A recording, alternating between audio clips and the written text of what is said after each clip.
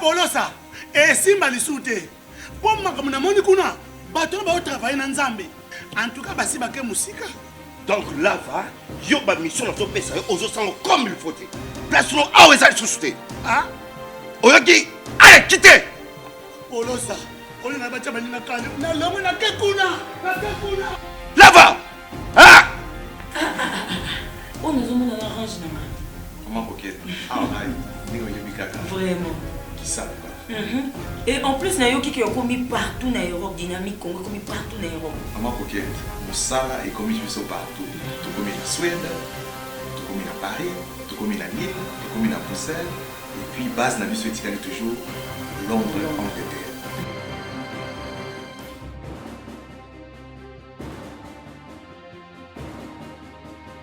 Biso na dynamique Congo. Toza ko avancer na nkolo. Mesdames et messieurs, bienvenue. C'est un honneur de vous retrouver mercredi chez nous, les modérateurs. Titre, alerte rouge dans l'ex-Katanga. Église aujourd'hui, le mystère de l'iniquité s'accroît devant l'avancée de Fayulu, bousculade sur le retour d'exil des leaders de la Mouka. RDC Fayulu, Akul Katumbi arrive, Bemba signalé. La commission spéciale a 10 jours pour présenter son rapport. Nous sommes au Sénat. Félix Tshisekedi en danger. C'est la transparence qui le titre. Mesdames, Mesdemoiselles et Messieurs, 3 journaux suffiront pour en parler. Et l'actualité dans autre chose. À Kisangani, Martin Fayulu a sensibilisé la population contre Ebola. Et puis, il faut le dire encore... Monsieur Katumbi dit « Je rentre pour la paix et je demande à toute la population de venir avec des vêtements blancs comme message de paix. » Nous sommes en République démocratique du Congo. L'actualité, elle est aujourd'hui politicienne et parlons-en. La Mouka continue encore à injecter le doute dans la tête des Congolais. On se pose la question, qui est réellement le président ? Et s'il y a un président, alors il est président de quoi? Il est président de qui? Et quelles sont les attributions réservées au président de la Mouka? Quand on est coordonnateur de la Mouka par exemple, quels sont les rôles du coordonnateur? Quelles sont les tâches du coordonnateur? Quel est le pouvoir attribué au coordonnateur? Quelle est la ligne de conduite du coordinateur? Et puis alors, les autres sont qui exactement? Est-ce que quand on dit coordination, ça veut dire suspension momentanée du pouvoir des autres? Est-ce que tout le monde engage momentanément et de façon volontaire la Mouka dans ses propos? Est-ce que Martin Fayulu, Jean-Pierre Bemba, M. Adolphe Mozito, M. Matungulu, M. Antipas Moussa Niamoussi, est-ce que toutes ces personnes peuvent engager concomitamment la Mouka pendant que c'est M. Katumbi qui gère? Alors si M. Katumbi gère, en réalité il gère quoi? Est-ce qu'il gère la philosophie de la Mouka? Laquelle? Est-ce qu'il gère la pensée de la Mouka? Laquelle? Les démarches de la Mouka? Lesquelles? Est-ce qu'il faudrait se poser des vraies questions autour de la question de la Mouka? Parce que regardez, nous sommes à Kisangani. Martin Fayulu le dit si clairement. Il faut qu'on rend la relation entre Katumbi, pardon, M. Félix Tshisekedi et M. Kabila. Alors, la question est de savoir, est-ce que la feuille de route, elle a été validée par la Mouka? Une question. La deuxième question, bon, est-ce qu'il est prévu qu'on puisse valider la feuille de route d'un des présidents des partis politiques composant la Mouka? Auquel cas, la Mouka pêcherait même dans sa colonne vertébrale. Parce que même dans une plateforme politique, vous voyez par exemple le FCC. Non, mais le FCC, M. Batilou Kouebo ne peut pas aller parler pour le compte du FCC. Il ne peut pas. M. Nemi Moulania ne peut pas parler pour le compte du FCC. En fait, quand il parle, il engage son propre parti et il ne peut pas engager le FCC. Et là, il règne une sorte de discipline dictatoriale, on va peut-être le dire, mais tout le monde sait que le chef ici, le boss, c'est M. Kabila. Et tout le monde le sait, le boss, c'est M. Kabila. Il est président et tout ce que nous allons faire, il doit le savoir. Alors, est-ce que M. Katumbi est-il informé de tous les déplacements de Martin Fayulu? Parce que là, nous ne comprenons peut-être plus rien. Dans la mesure où M. Martin Fayulu peut, lui, se déplacer quand il veut, il peut tenir des propos qu'il veut, il peut engager la Mouka quand il veut, il peut même tenir un discours du début jusqu'à la fin sans mentionner la Mouka, sans parler des autres, de ses compères. Et plutôt, nous avons même des petites invectives comme quoi, Balobaki Nangai, bon, quand il dit Balobaki, là aussi, il faut réfléchir froidement. Quand il dit Balobi, Batmousou Balobi, tout est vérité des urnes, est-ce qu'il parle forcément de Katumbi? Il peut parler d'autres personnes, n'est-ce pas? Il peut parler d'autres personnes. Ce n'est pas que au niveau de la Mouka dont on parle de la question de la vérité des urnes. Cette question est abordée par plusieurs personnes qui lui demandent aussi, non, monsieur Martin, est-ce que tu ne peux pas abandonner cette lutte?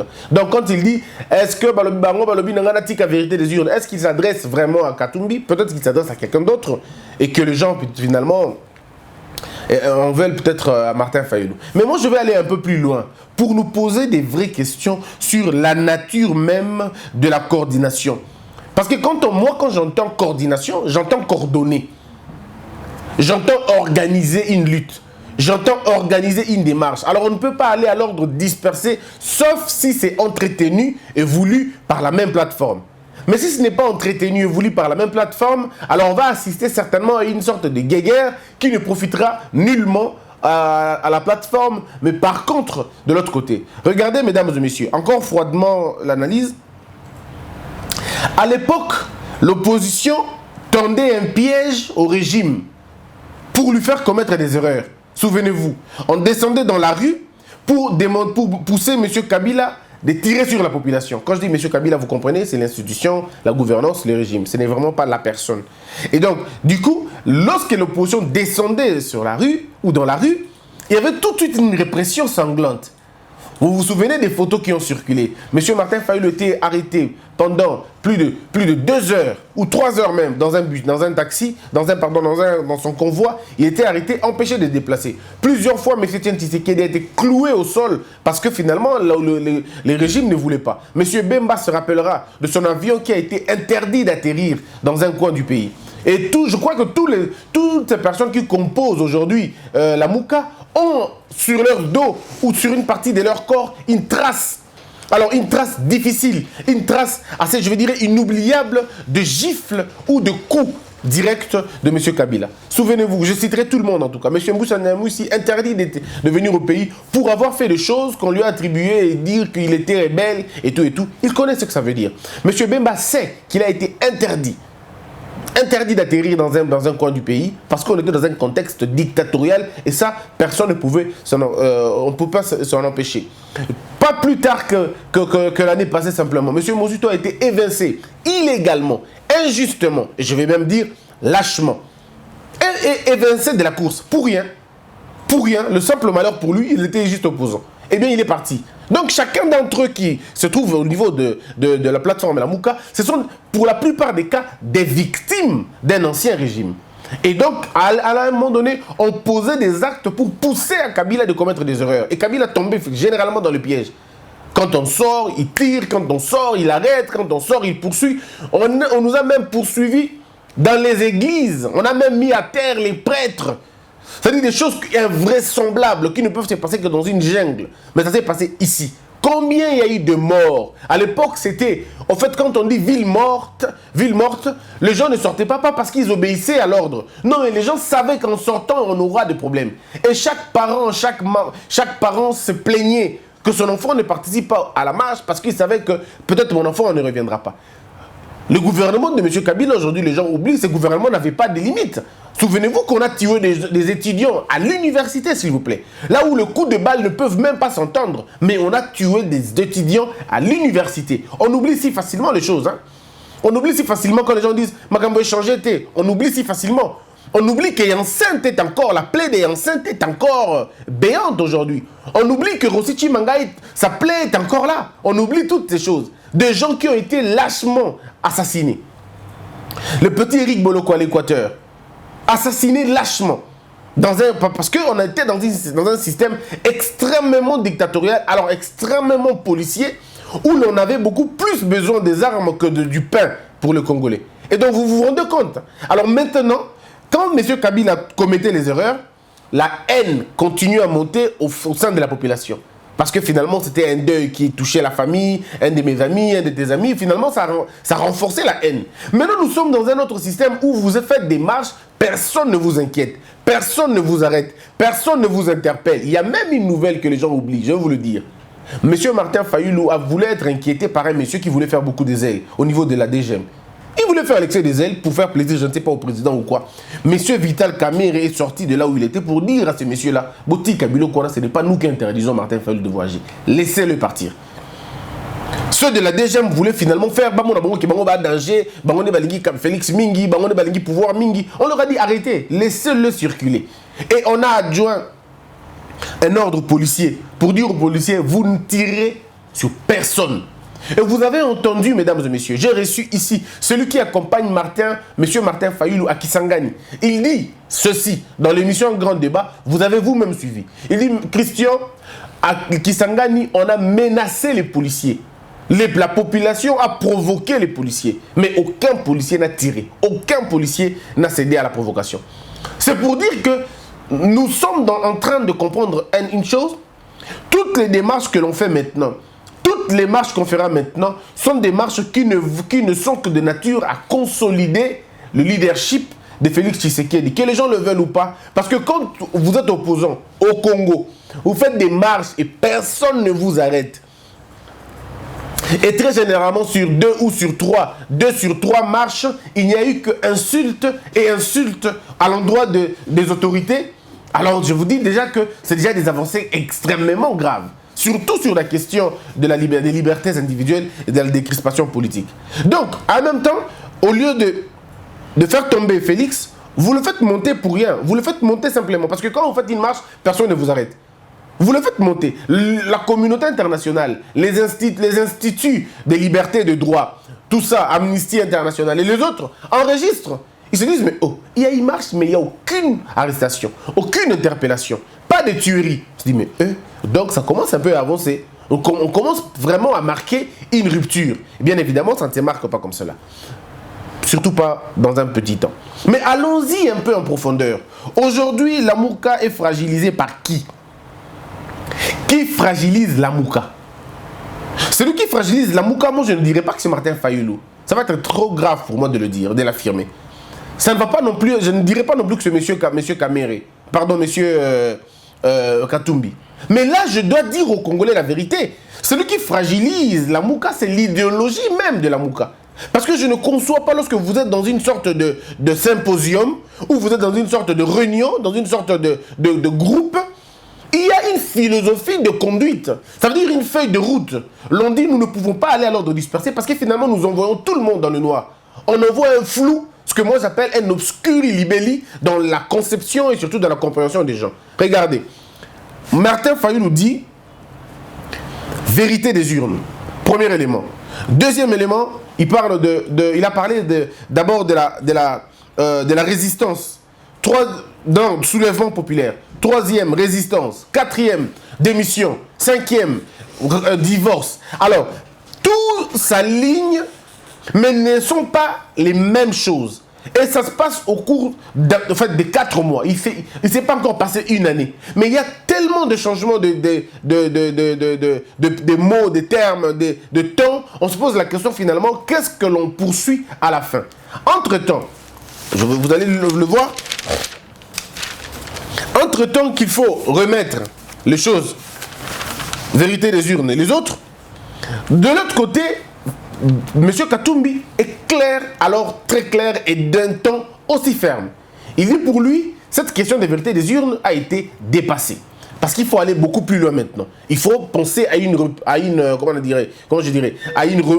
opposition républicaine. Ça veut dire une opposition des institutions. Là, c'est l'approche de M. Katumbi. Il dit, il est temps, il faut passer. Maintenant, l'opposition républicaine, c'est ça qui va nous aider à réussir et à survivre politiquement. Parce que 2023, c'est toujours là, encore là. Mais il y a M. Bemba qui, à un moment donné, souffle le chaud et le froid. Mais M. Bemba, lui-même, personnellement, il ne s'est pas encore prononcé. Mais s'il faut croire à ce que Mme Bazaïba dit, Mme Bazaïba a dit clairement que dans 3 semaines, M.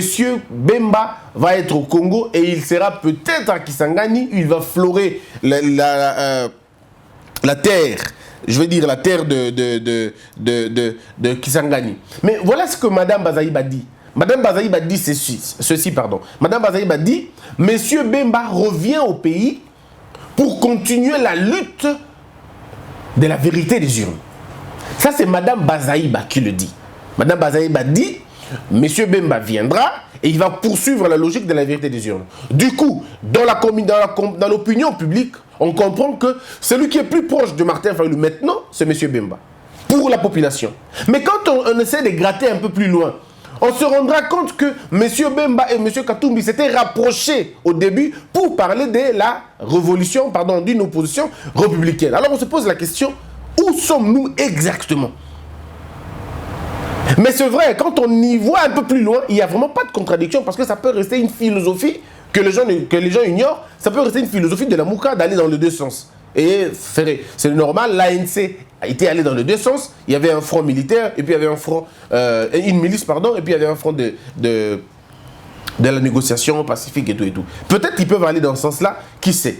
Mais là où M. Martin va se tromper un peu, je vais dire seulement un peu, c'est lorsque M. Martin Fayulu dit aux Congolais que non, Momoni Nengna Yawa, il dit, élection, oh, il y a la football, et que Baché Babu à l'Okuta, sur assistance vidéo. Alors donc, on va dire que, voilà les termes qu'il a utilisés. La vérité des urnes, c'est la souveraineté du peuple congolais. La vérité des urnes est comme la vidéo, l'assistance vidéo, est une belle expression parce que si l'arbitre n'avait pas vu, on doit interrompre le match pour regarder la vidéo. Maintenant, voilà la vraie explication si nous voulons vraiment être sérieux, être honnêtes dans ce que nous disons. L'arbitre électoral, ce n'est pas le peuple congolais, malheureusement. L'arbitre électoral, c'est l'organe qui organise l'élection. C'est lui l'arbitre électoral, c'est la CENI qui organise l'élection, c'est elle l'arbitre. Maintenant, l'assistance vidéo, c'est qui? Ce n'est pas non plus le peuple. L'assistance vidéo, c'est la Cour constitutionnelle. Ça veut dire les erreurs que la Cour, que la CENI n'a pas pu voir, ces erreurs sont élucidées par une cour qu'on appelle la Cour constitutionnelle dans sa chambre du département électoral, donc du contentieux électoral. Alors, sur les questions électorales, mesdames et messieurs, l'arbitre, c'est la CENI et l'assistance vidéo devrait en principe être la Cour constitutionnelle. Et donc, ici, il y avait eu un faux but signalé par M. Katum, M. Fayulu. Il dit non, Baché Buyamabé.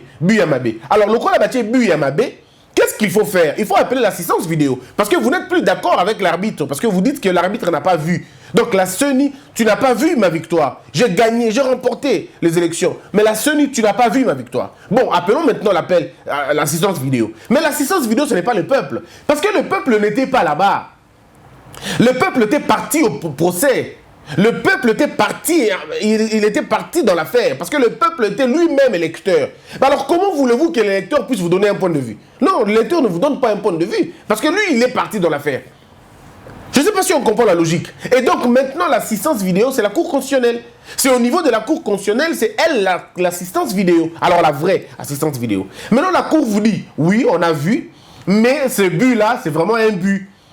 Vous dites non, je ne suis pas d'accord avec l'assistance vidéo. Mais si vous n'êtes pas d'accord avec l'assistance vidéo, même dans un match de football, si vous n'êtes pas d'accord avec l'assistance vidéo, qu'est-ce que vous voulez? Vous allez faire quoi? Il n'y a pas une autre alternative. Si vous n'êtes pas d'accord avec l'assistance vidéo d'un match, vous interrompez les matchs. Et si vous interrompez les matchs, la fédération vous sanctionne. Vous partez en forfait. Mais c'est aussi simple que ça. Donc moi, j'estime humblement qu'il y a un petit souci dans la communication de nos leaders politiques. L'homme politique congolais, quand il veut réfléchir sur A, il oublie qu'il y a B, il oublie qu'il y a C, il oublie qu'il y a D. Non, pour lui, quand c'est A, c'est A. Il reste dans la logique de A. Voilà pourquoi ils sont très facilement déboulonnables quand ils parlent de choses. Tout le monde peut finalement le ramasser et finalement comprendre qu'ils étaient dans l'erreur. Parce qu'ils ne prévoient pas tous les éléments possibles. Les déclarations politiques sont bonnes à le faire. Mais il faut voir dans tous les aspects des choses. Est-ce que c'est pris vraiment dans son sens exact? Est-ce que les exemples sont vraiment ajustés? C'est ce qui est très important. Mais ça, c'était la question de la Mouka.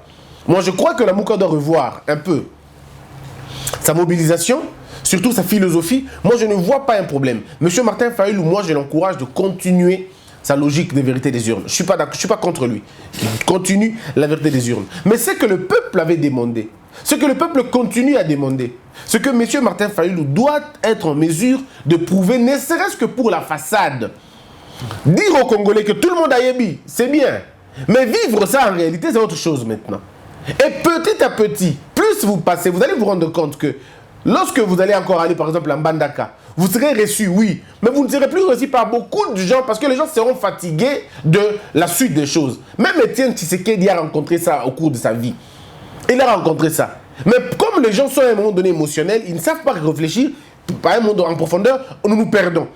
Même Étienne Tshisekedi, quand le peuple congolais, tellement que le peuple congolais avait suivi à un moment donné, quand monsieur a dit, voilà la bapongia bébé, il y a des gens qui sont partis de la lutte. Ils disent, non mais finalement, il veut nous endormir ou quoi?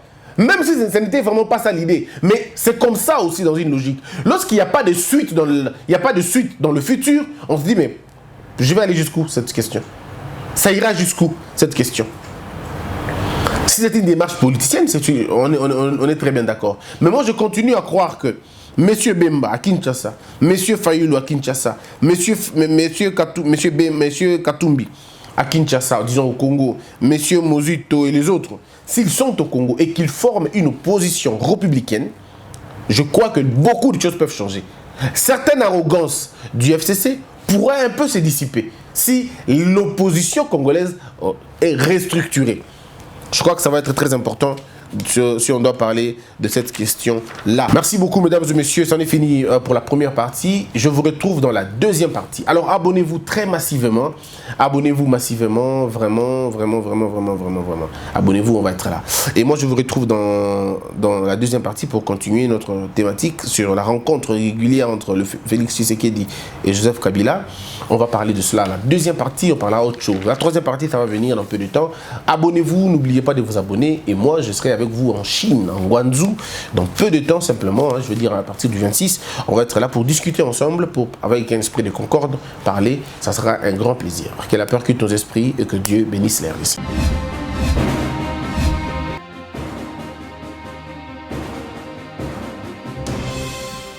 Patron nga Polosa, esimba lisute. Pour makamuna moni kuna, bato ba travailler na Nzambe. En tout cas, basi bake musika. Donc là, va, yo ba mission na to pesa yo ozo sango comme il faut. Place no awe za susute. Ah? Oyoki, allez quitter. Polosa, on na bacha balina kale. Na longo na kekuna.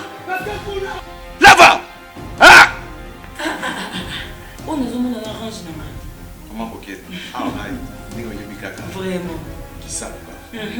Et en plus, il y a commis partout dans l'Europe, dynamique, Congo commis partout dans l'Europe. Maman coquette, Moussala est commis partout.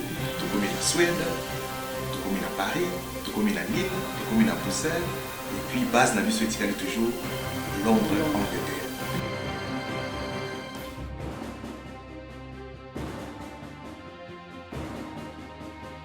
Biso na dynamique Congo, toza ko avancer na nkolo.